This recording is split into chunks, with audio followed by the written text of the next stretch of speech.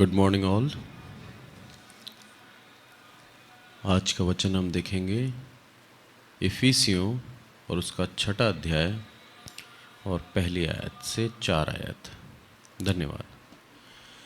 यहाँ पर पौलुस, जो प्रेरित पौलुस है, वो सिखाता है कि एक मनुष्य को कैसे जीवन जीना चाहिए। क्या बोलता है यहाँ पर? हे बालकों, प्रभु में अपने माता पिता के आज्ञाकारी बनो, क्योंकि ये उचित है। क्यों बोलता है ये? क्योंकि जब हम यहाँ देखते हैं रोमियो और उसका पहला अध्याय, और यहाँ पर लिखा है 30वीं आयत में, यहाँ लिखता है बदनाम करने वाले, परमेश्वर से घृणा करने वाले, दूसरों का अनादर करने वाले, अभिमानी, डींग मार, बुरी बुरी बातों के करने वाले, माता पिता की आज्ञा ना मानने वाले, ये कौन है? मृत्यु दंड के योग्य। हमारा कर्तव्य बन जाता है अब कि हमें माता पिता की आज्ञा माननी चाहिए। वही हमें इस दुनिया में लेके आए, और परमेश्वर ने माता और पिता को एक बहुत बड़ा आदर दिया है। सुलेमान राजा बोलता है अपने वचन के अंदर कि माँ को अपनी कंठमाला और पिता को अपने सर का ताज समझ।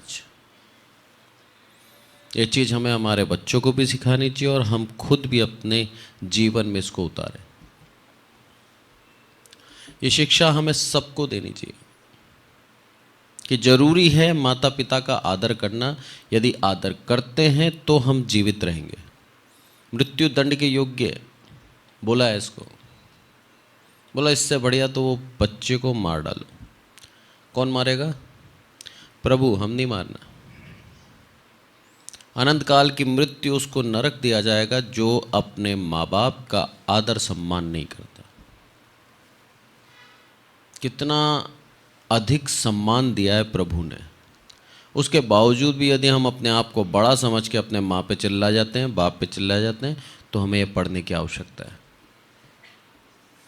यहाँ पर वो बोलता है कि तुम बालक हो, बच्चे की बुद्धि है तुम्हारे अंदर, इसीलिए तुम क्या कर रहे हो? अभी भी अपने माता पिता की आज्ञा नहीं मान रहे। बच्चे ही करते हैं ना। जब हम बड़े हो जाते हैं तब हमें यह समझ आनी चाहिए कि जो मेरा पिता और मेरी माँ कह रही है वो सही कह रही है, क्योंकि ये एक ऐसा रिश्ता है जिसमें स्वार्थ नहीं है। बहुत समझने वाली बात है। माँ और उसके बच्चे के बीच में जो स्नेह, जो प्रेम होता है, इसमें स्वार्थ नहीं होता। निस्वार्थ मन से उसको पालती है, निस्वार्थ मन से उसको बड़ा करती है, उसकी गंदगी साफ करती है, उसको खाना खिलाती है। उसके पीछे उसका कोई स्वार्थ नहीं है। इसीलिए वो माँ उस बच्चे के लिए अच्छा ही सोचेगी। इसीलिए बोलता है यहाँ पर कि उस माँ का ख्याल करो जिस माँ ने तुम्हें उस अवस्था से उठाया जब तुम खुद कुछ नहीं कर सकते। पर जैसे ही बच्चा बड़ा हो जाता है, ज्ञान आ जाता है, हाथ पैरों में जान आ जाती है, वैसे ही माँ की अब बातों को सुनना भी वो पसंद नहीं करता। मुझे मालूम है, आज मैं करीबन 15 या 20 साल की बात बता रहा हूँ, पहले की। एक आंटी के यहाँ मेरे पापा प्रेयर के लिए जाते थे, और उस आंटी के यहाँ जो उनका लड़का था वो मेंटली रिटायर्ड था, और दिमाग उसका इतना सही नहीं था कि वो खड़ा भी हो सके। इतना से लेकर आज वो 13-14 साल का हो गया था उस समय, आज वो 30 साल का हो गया होगा, बिस्तर पे ही रहता था।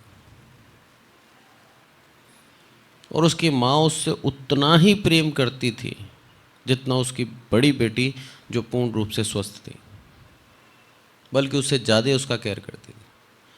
उस बच्चे के लिए उन्होंने कहीं भी जाना छोड़ दिया। इस बच्चे को कौन संभालेगा? अपना पूरा जीवन उस बच्चे के लिए समर्पित कर दिया, सारी खुशियां खत्म कर दी। ये होता है त्याग, जो एक माँ और एक बाप करता है अपने बच्चों के लिए। इसीलिए पौलुस और इसीलिए परमेश्वर ये पौलुस के द्वारा कहता है कि उस त्याग को पहचानो। प्रभु यीशु मसीह ने त्याग दिया ने अपने प्राणों को त्याग दिया। किसके लिए? हमारे लिए। इसलिए वो उस त्याग को अच्छी तरह जानता है कि त्यागना क्या होता है, बलिदान क्या होता है। यही कारण है माता पिता के आदर के लिए वो इतना फोर्स करता है, इतना बोलता है। बोला उनका आदर कर, ये उचित है तेरे लिए, और अपनी माता और पिता का आदर कर, ये पहली आज्ञा है जिसके साथ प्रतिज्ञा भी है। यहाँ पर हमें प्रतिफल भी मिलेगा इसका, क्योंकि प्रभु यीशु मसीह पौलुस के द्वारा क्या बोलता है, इसके साथ प्रतिज्ञा भी है। और वो प्रतिज्ञा क्या है? जब तू आदर करता है तेरा भला हो और तू धरती पे बहुत दिन जीवित रहे। सब चाहते हैं लंबी उम्र, स्वर्ग जाना चाहते हैं, पर आज मरना नहीं चाहते, है ना। अच्छे काम करते हैं, बुराई से अपने आप को बचाते हैं। क्यों? ताकि हम स्वर्ग राज्य में जाने के योग्य बन सकें, पवित्र रहें, निर्दोष रहें, निष्कलंक रहें। पर मरना आज नहीं चाहते। पर यहाँ पर क्या बोलता है? लंबी उम्र मिलेगी तुझे, क्योंकि प्रतिज्ञा है उसके साथ। माँ बाप का जैसे ही आदर करेगा, ऑटोमेटिक तेरे को एक प्रतिज्ञा दी जाएगी, तेरा भला होगा और तू लंबी उम्र मिलेगी तुझे, अधिक जीने पाएगा इस पृथ्वी पे। उसके बाद अपने बच्चों को कैसे पालना है उसके विषय में भी लिखा है। क्या बोलता है? हे बच्चे वालों, अपने बच्चों को रीस न दिलाओ, उनको चिढ़ाओ मत, बार बार उनको परेशान मत करो। होता है ना, बहुत से पेरेंट्स अपने बच्चों को इतना ज़्यादा फोर्स कर देते हैं कि वो चिढ़ने लग जाता है अपने माँ बाप से, कहीं भी जाना छोड़ देता है। रीज़न क्या है? जहाँ भी जाते हैं कंपैरिजन चालू हो जाता है। उसके बच्चे को देख कितनी तमीज़ से बैठा है, तू कैसे बैठा है, बार बार कंपैरिजन। अरे कुछ सीखो उनसे।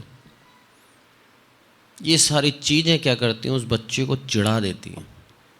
इसलिए हमें क्या करना है? बच्चों को रीस नहीं दिलाना, हमें उनको चेतावनी के साथ, यहाँ लिखा है साफ साफ, परंतु प्रभु की शिक्षा और चेतावनी देते हुए उनका पालन पोषण करो। बता दो होगा क्या, आगे उसकी मर्जी।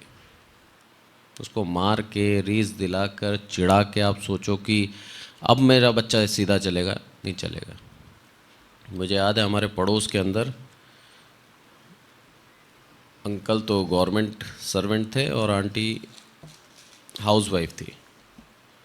और उसका मतलब जो हमारे दोस्त थे, उसका पिता सच में एक ऑफिसर ग्रेड का अच्छा व्यक्ति था, रेपुटेटेड।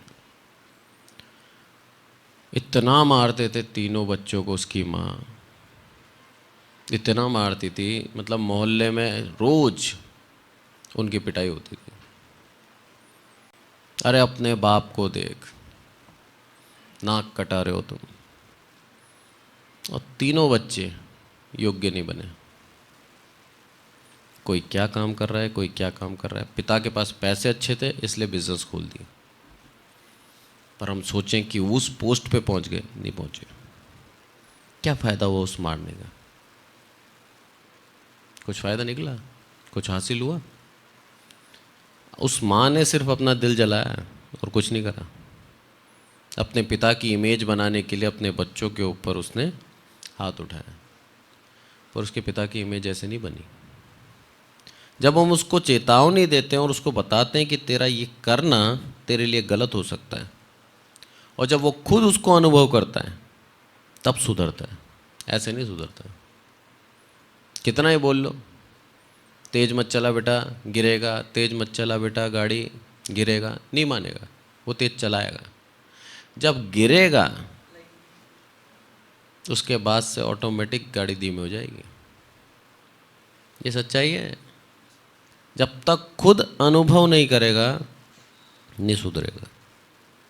इसीलिए प्रभु यहाँ पर बोलता है, सिखाता है कि तुम माता पिता का आदर करो, वो देखकर वो खुद भी तुम्हारा आदर करेगा। मुझे याद है मेरे पिता जब जीवित थे, उनको रात में नींद नहीं आती थी। कैंसर के कारण उनकी पूरी कमर और सब चीज़ दर्द होती थी, क्योंकि कैंसर में जहाँ जहाँ कैंसर है वो दर्द होता है।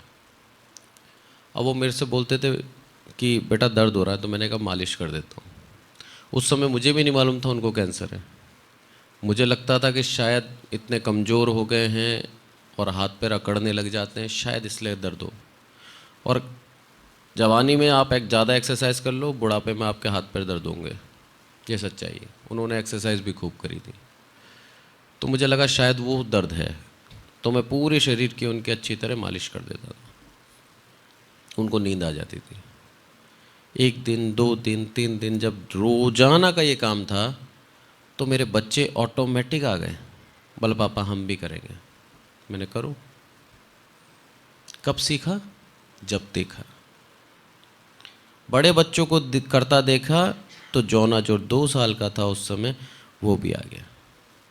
उसका वीडियो पड़ा है मेरे पास। अपने छोटे से हाथ से उसने भी करने लगा।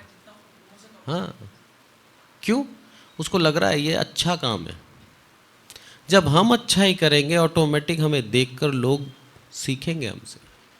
इसलिए प्रभु बोलता है अच्छा ही करो, भलाई में रहो, तब हो पाएगा। और जब हम ऐसी संगति में रहेंगे हमारे विचार बदल जाएंगे। आइए प्रार्थना करें।